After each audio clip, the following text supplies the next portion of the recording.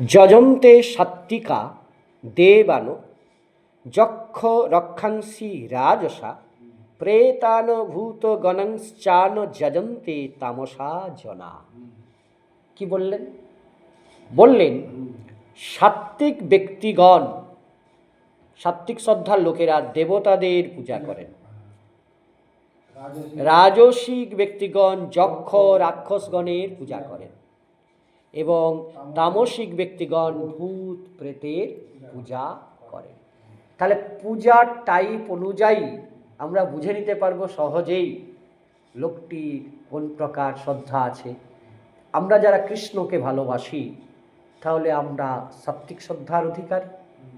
আবার দেখা যাবে যারা ধনের জন্যে যক্ষরাজের পূজা করে, মহিষাসুরের পূজা করে, রাক্ষসদের পূজা করে, অনেক অনেক জায়গায় মহিষাসুরেরও পূজা হয়। হ্যাঁ, এই পশ্চিমবঙ্গেই হয়, মহিষাসুরের পূজাও হয় কোথাও কোথাও। তার মানে তারা হচ্ছে রাজসিক শ্রদ্ধার লোক। আবার কোথাও কোথাও হয় কি ভূত প্রেত আছে, তারা শ্মশানে পূজা করে, ভূত প্রেত এইসবের, তারা হচ্ছে লোকের মন্দ করে, ঠিক আছে, ঠিক করে, এইসব সব ব্যাপার ট্যাপার রয়েছে যেগুলো, সেইগুলো হচ্ছে কিন্তু তামসিক শ্রদ্ধার লোক। তাহলে ভগবান পরিষ্কার বলে দিলেন যে তার যদি ধর্মাচরণ তুমি লক্ষ্য করে দেখো তাহলে সহজেই বুঝতে পারবে যে এটি সাত্বিক না রাজসিক না তামসিক ব্যক্তি।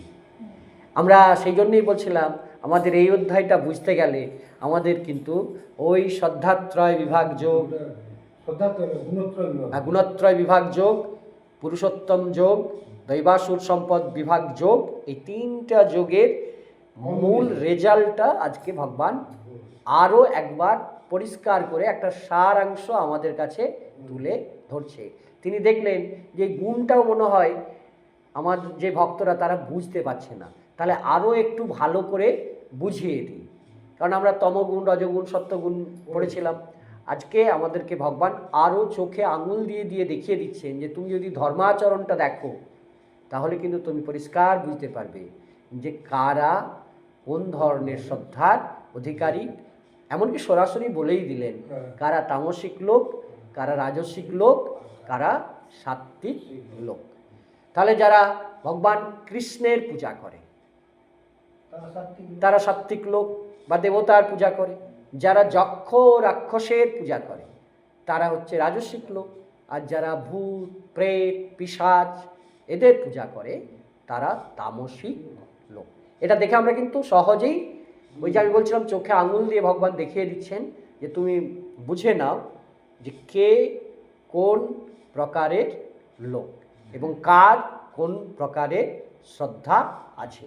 এই অনুসারে পূজাও কিন্তু আবার তিন প্রকার: সাত্বিক পূজা, রাজসিক পূজা, তামসিক পূজা। ভগবান সেটা বলবেন।